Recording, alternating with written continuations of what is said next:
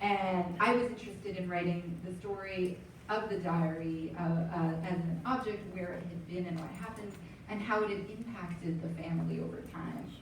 So I reported and wrote most of the article about the family and what had happened to them during the war and what had happened to the book itself after the war.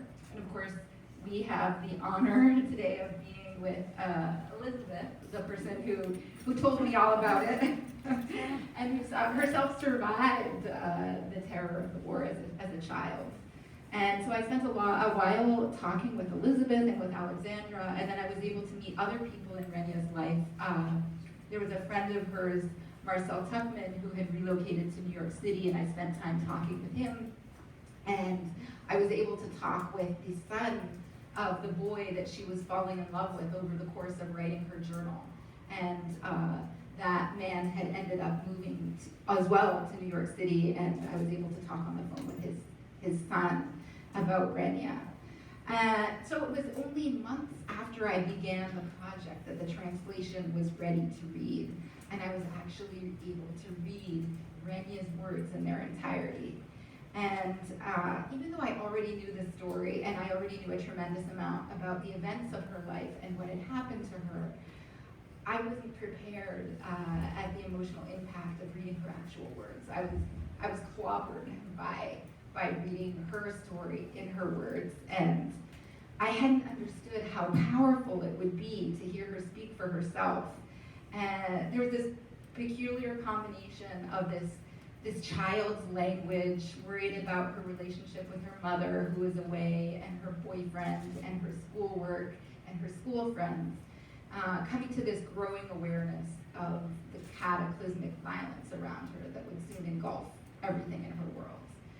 And there was also something that was so unique about reading this slow transformation over time as she came to this awareness and this understanding, and as the violence escalated all around her. There was this cumulative impact of her growing awareness that had a tremendous impact on me. I think everybody should own this book and read this book and think hard about the Renias in our world today.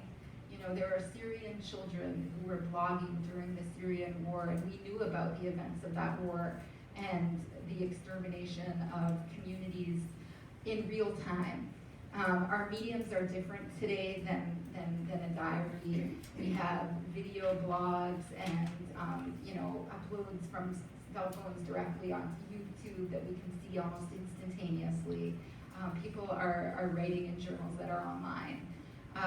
So we're understanding these stories in different ways, but I think it's all the more important to think about Renia's story and the impact it has on us today, 75 years later. When we think about this anniversary, we are thinking about the meaning of the millions of lives that were lost, but also the meaning of these lives that were lost and the voices we managed to preserve, like Renia's, and also the people who managed to survive, like Elizabeth. So this amazing person, Elizabeth, Renia's sister, and Alexandra, Elizabeth's daughter, are here today to tell us more about the lost diary. So I thought, Elizabeth, we could start with what your life was like before the war began. You were working as an actress. Tell me more about what that was like. So, I was only 7, 8 years old when I was on the stage. I was called the Polish Shirley Temple. I recited poetry to famous men. One was Julian Tuwim, one was Jan Brzechwa. I was also in the Ceruli Parszewski. I used to dance and sing and whatever else. As a Polish Shirley Temple, my hair was straight, and Shirley Temple was curly. It was a little different. So my life, first I was born on a Romanian border, and my mother at the age of 5 thought that I was pretty talented, so we went, sorry. Okay, I hope you can hear me. Can you hear me? Yes. Okay. So she took me to a city by the name of Wolf, and I recited on the radio. And then we lived a pretty nice life in the country on my dad's estate. And then my mother decided that I should go to Warsaw and maybe become a movie star. So she took me to Warsaw, where I knew a lady, Arciszewska, and she used to teach me how to be an artist, actress. What was your big sister like? Tell us about Renia. So my sister was much older than I. And of course, you know, so what happened in 1939, the war started. And so I was at my grandparents' house with my sister, who was 6 years older than I. And she was like a surrogate mother, because the Russians occupied the part of that part of Poland. And in that city, we lived with the grandparents in Przemyśl. There was a river San, and that divided us from the German part of Poland. So it was very hard. My mother was cut off from us. My dad was Where was your mother? My mother was in Warsaw, and we were in Przemyśl.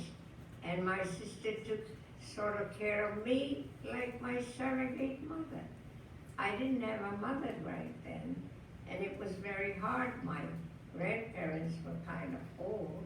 I mean, not so old, but next to me, I was only 8 or 9, so it was very difficult.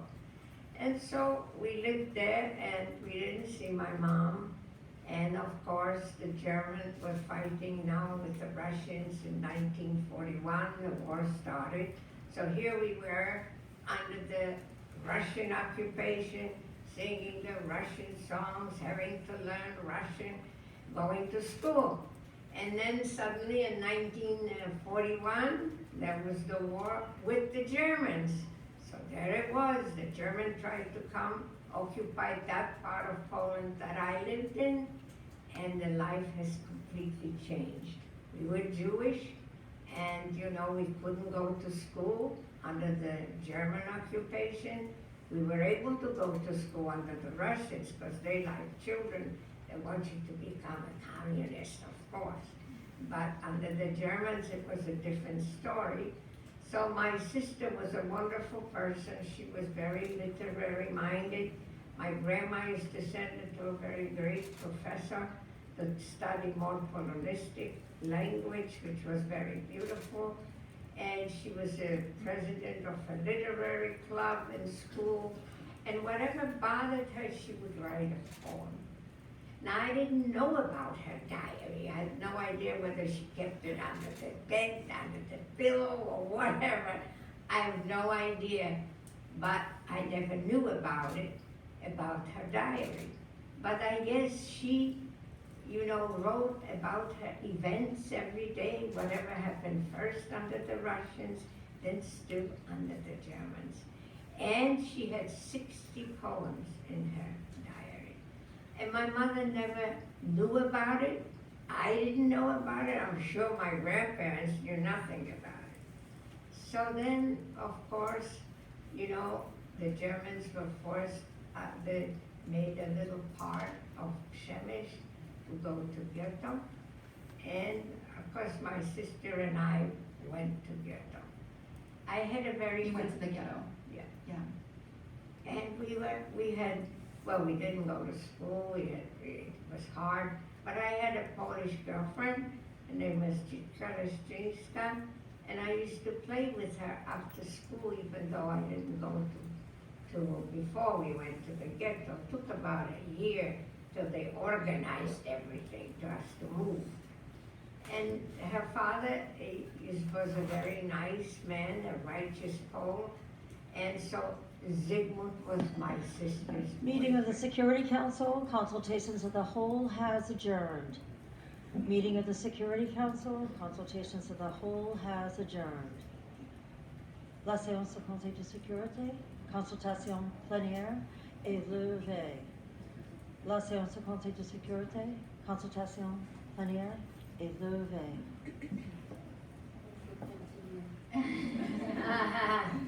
So then my sister had a boyfriend, and she was madly in love with him, He used to come, I don't even think he knew at that time she had that diary. I don't think so. But anyway, he was the one that was my savior together. I guess he thought it was Marcel Tachmann, but it was really Zygmunt Schwarzer who saved my life.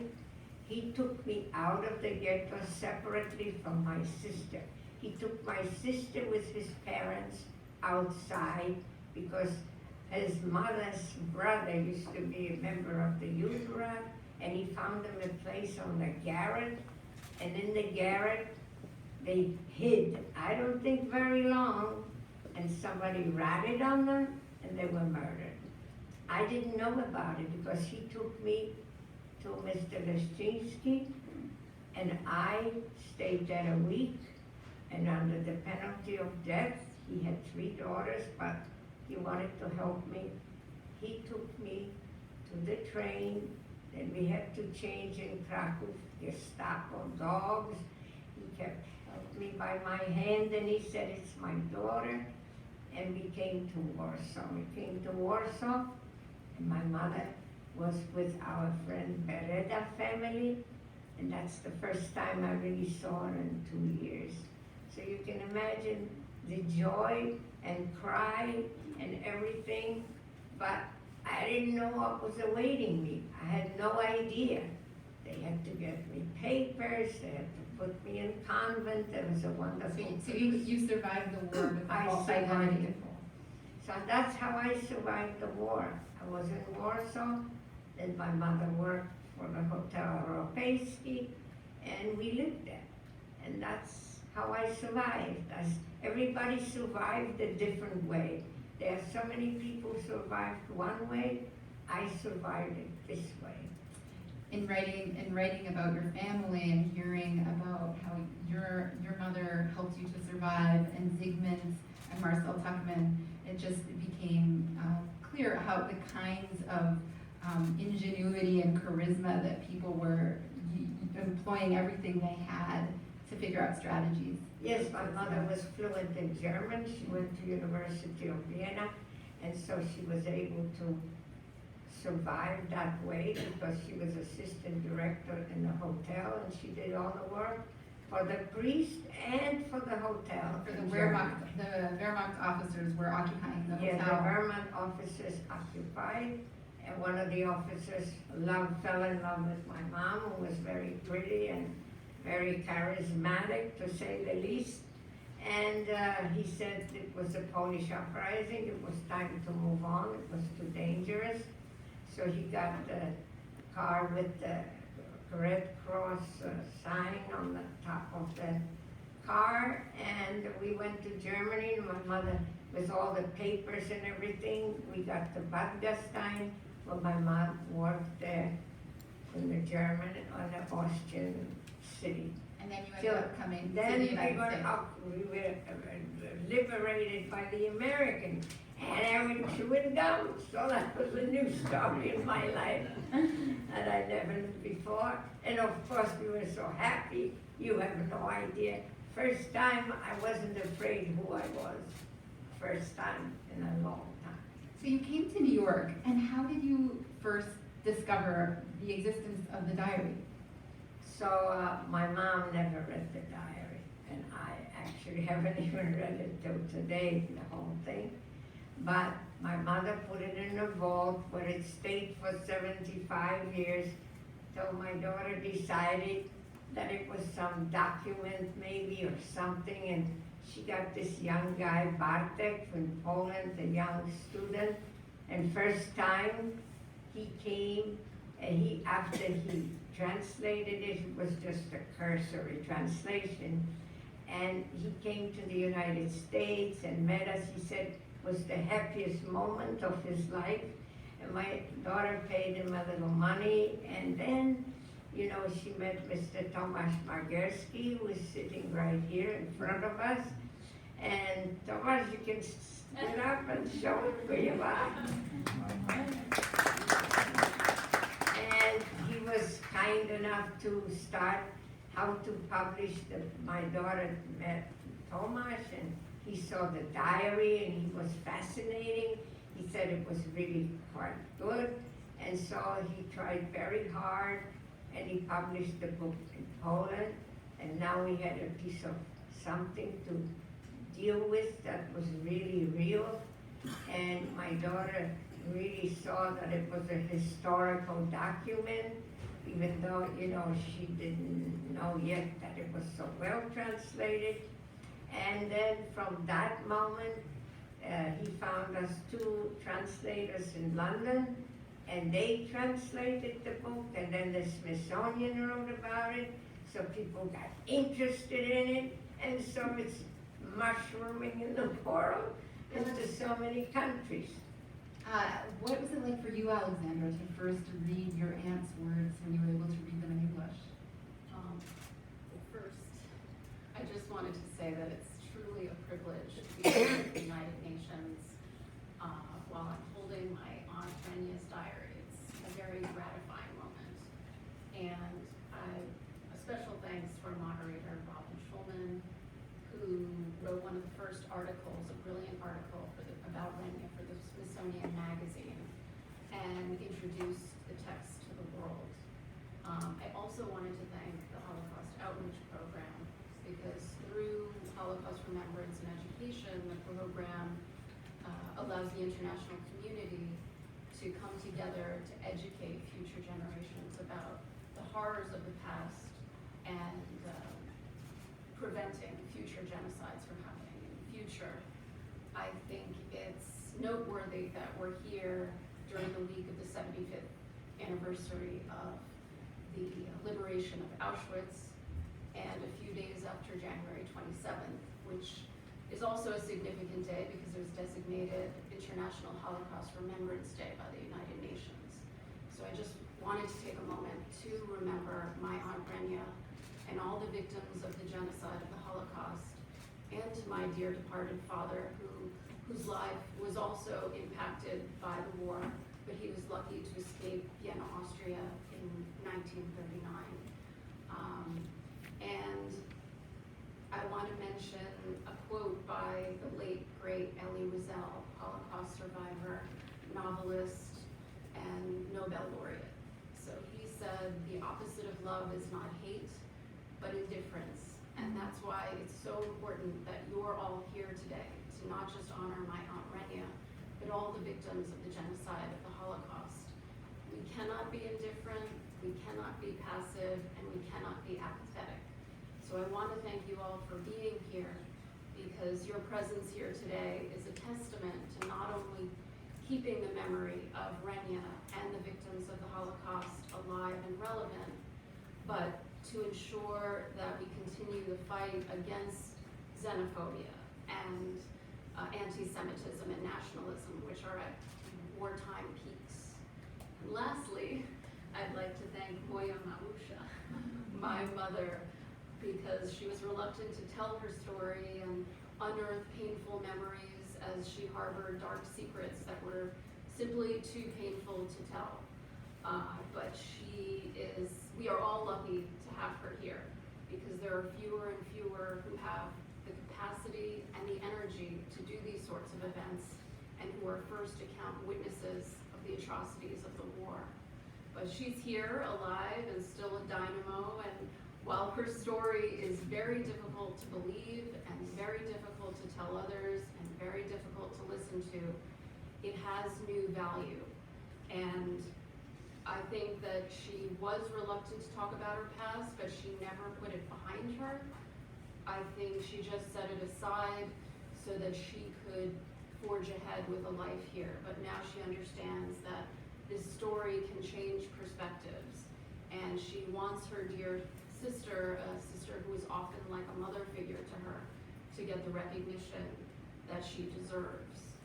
So to answer your question, it was enlightening to read about my Aunt Renia, and heartbreaking, because not only did I learn more about my family and my past and my heritage, but I learned about this beautiful, wonderful soul whose potential was cut so brutally short. And it was special and beautiful and heart-wrenching and emotional.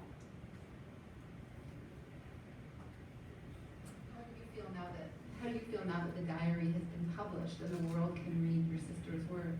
Well, I think it's great. It's too bad that my husband, whom I was married to 53 years, they came here from Vienna, and he can't see it because he would really appreciate the story that it came out.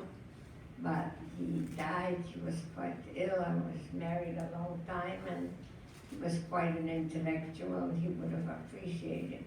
And I'm very happy it came out, and people will see. My sister writes, she wants to be famous, and here you are all here listening to her story. So I'm very happy that you came, and I'm thankful that you invited me here. Thank you so much.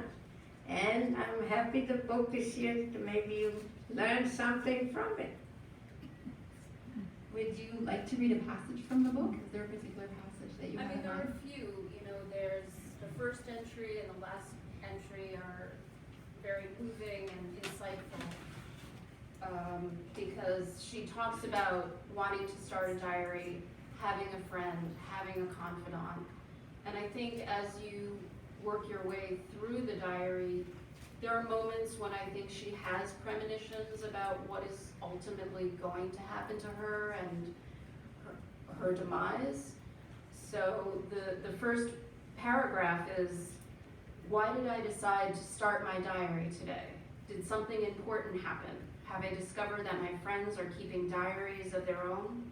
No, I just want a friend.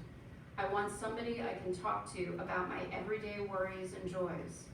Somebody who will feel what I feel, believe what I say, and never reveal my secrets. No human could ever be that kind of friend, and that's why I decided to look for a confidant in the form of a diary, which gives me mixed feelings because as elated as I am that her legacy will live on through the book, I feel guilty for talking about her intimate, most inner thoughts, and who am I to invade the pages of this diary? So it's a mixed feeling about having it published. All right, I think we have some time for questions. Are there questions from the audience? Yes.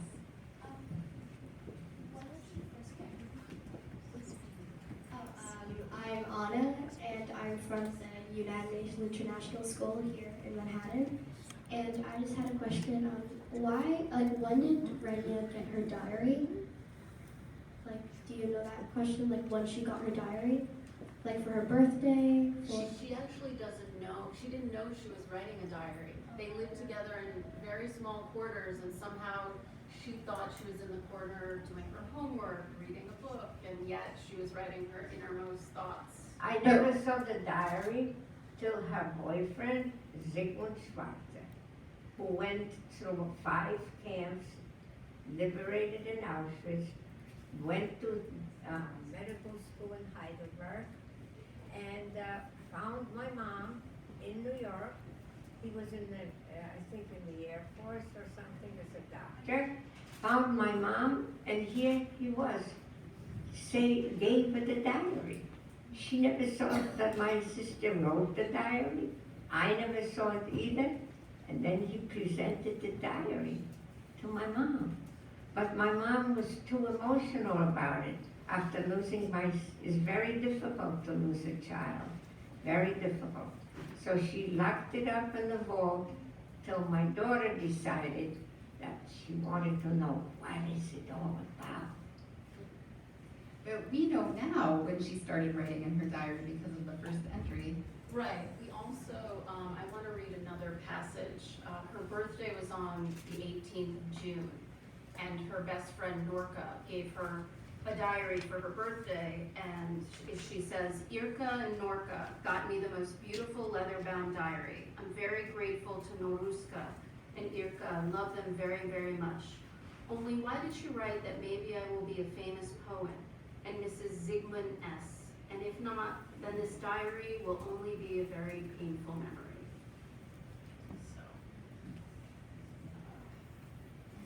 So. Thank you. Thank you for this, for bringing this to light. I got the book within a day or so of hearing about it, reading about it. So I read it, I think maybe a month or two ago. And I did a little bit of research on it, and I don't know if you were aware that Sigmund had actually made an audio tape that is of his experiences with the war, which is with the Holocaust Museum in Washington, D.C. And the audio is not too good, but I listened to as much of that as I could. But the question that I have is this: one of the things that I noticed about Renia said that that your family was not very observant, Jewish, and that after the war or during the war that you were either forced to convert to Catholicism or you opted to, I don't want to dig into, your personal things about this, but I'm just sort of wondering about, the thing that struck me was like there were just so many different ways of being Jewish, and everybody was kind of put under that same umbrella. And I was just sort of wondering how, in your observation, people who have a Jewish identity have kind of worked that through since the war. I think it's a very intriguing thing on like a personal level. I don't know, is that a very clear question? Or? Well, first of all, if you got the papers and you have to show you were a Christian, if you lived on a false identity, you have to go to church. In order to go to church, you got to get the sacraments. You had to be baptized in order to learn the religion. They put me immediately. I was baptized. They put me in a convent. I knew nothing about the religion, Catholic religion. So when you got this false identity, you got a false identity as a Catholic, and you were put in a convent school so for did children. my mom. Yeah. So did my mom. She did it right away in 1940 because she had to have a job. You had to go to church. You have to become the same as the other people. You haven't been what you've been before. You were somebody new now. So you had to do it. There was no other way. But it's true, she grew up in a relatively secular household. However, there are mentions of putting out candles on Friday night. My grandmother. And Renia, which is also heartbreaking, after each entry, she says, God and Mother, who she referred to as Bulush, will save me. And while I'm not sure she was terribly religious, I think she was very spiritual. And I think my mother still grapples to this day with the Jewish Catholic conundrum, because she spent so many years on trying to survive with fake papers. And even after you came to the United States. Yeah, my mother said the Catholic religion had saved her. I mean, she started to believe that was so. Well, actually, it did. If she was Jewish, somebody asked me if she worked in a hotel and they knew that she was Jewish, how would that ever be? We lived in a place where a Jew was forbidden anywhere. So, this was lucky strike that she was able to survive and keep me there, and we went to church and all the holidays and everything. That's talking about during the war when she worked in the hotel with the drama officers. You have to do that. That was necessary. But the ruse sort of continued here because they maintained their names that they used when they converted. They continued going to church here, and actually my mother baptized my brother and I. So, she was just scared forever. It's so funny. You get persecuted and you're just scared and you never know what's going to happen every day. Well, of course we were liberated, but that stays with you, believe me. If anybody did that, I'm sure they remember. But not so many are left behind, I don't think. I'm lucky to still be here. I'm heading for a certain age. So, not easy, but here I am to tell the story a little bit.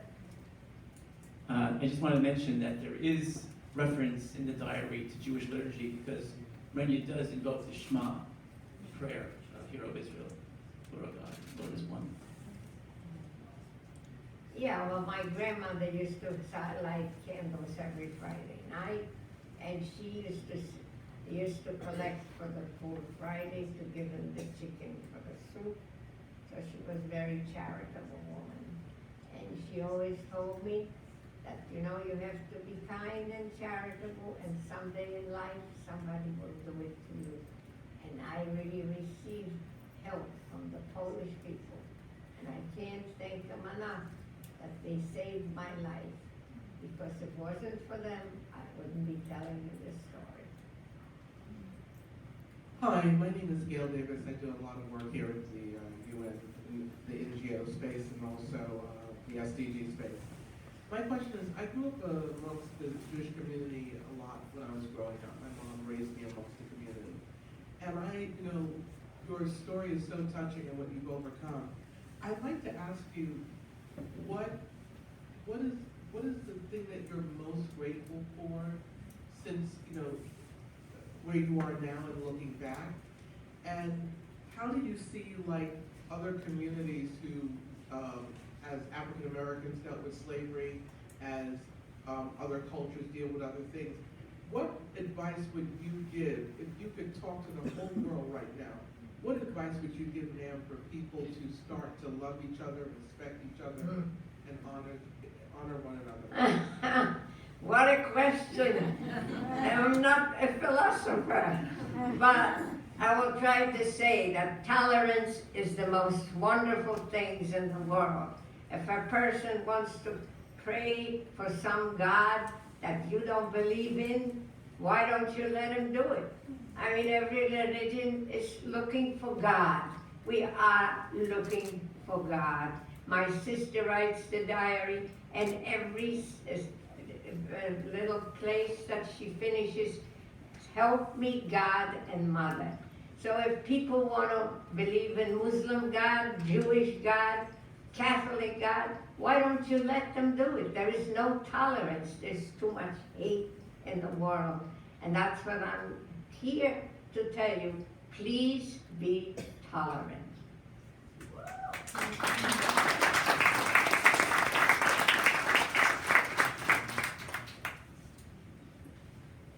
Is there any other question?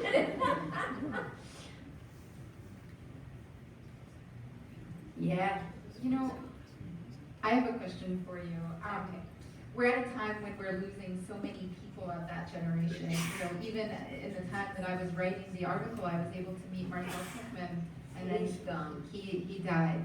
And I wonder, as people are cleaning out attics and going through the possessions of those who are gone, if they're finding more documents and articles left over from the war and other diaries perhaps from the Holocaust. And there might be in families an opportunity for another round of conversation about this as these things come up.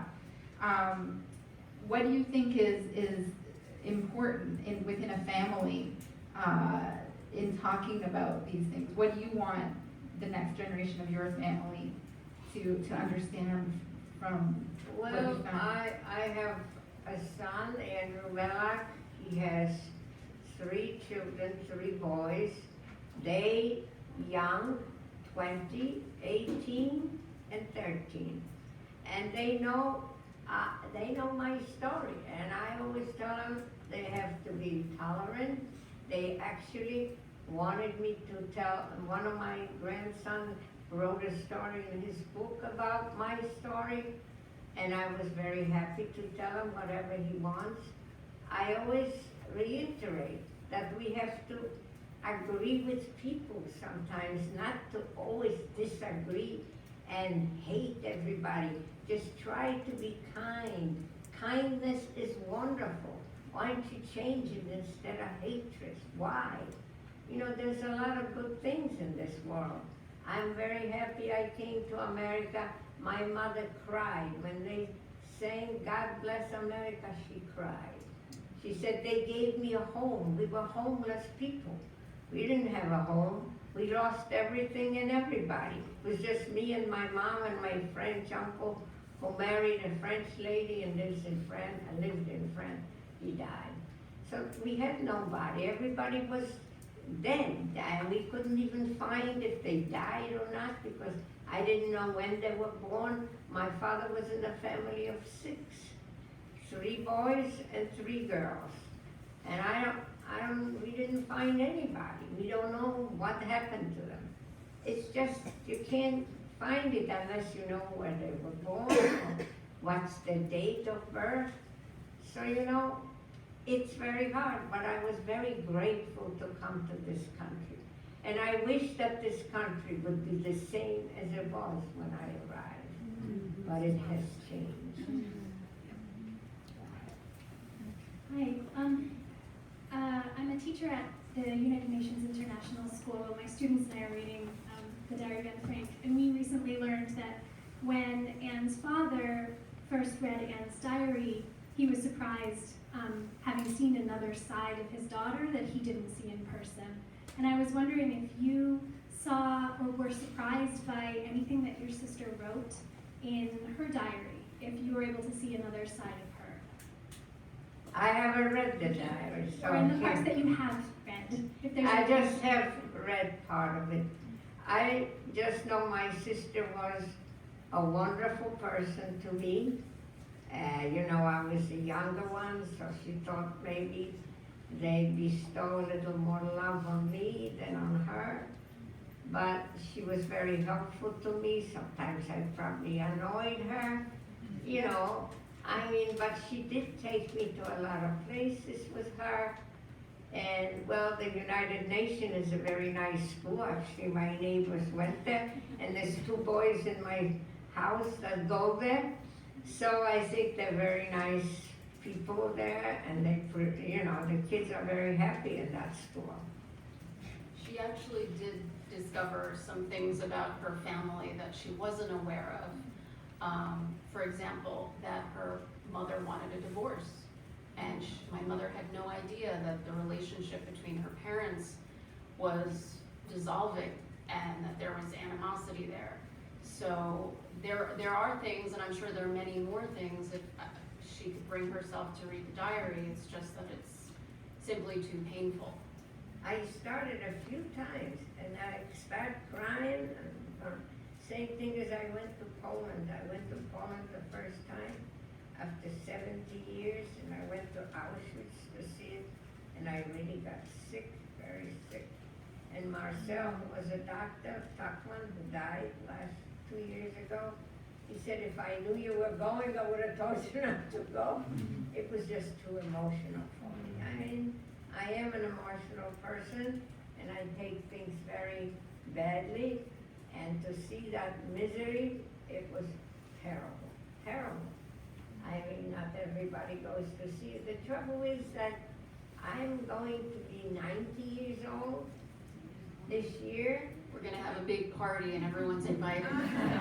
And I think that, unfortunately, people who witnessed the war, not so many are left behind. And unless you see how bad it is and read about it, you have to believe it, because you don't want another war. That's a terrible thing, how many people have to perish. How many innocent people perished. How about that Auschwitz and all the other camps? It wasn't only Auschwitz. They had many camps that they destroyed the people. And it's terrible. Any more questions?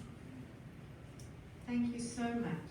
Really, Elizabeth, it's just so wonderful, and that your daughter could encourage you to share this very special thing with us. It's just amazing. Thank you so much.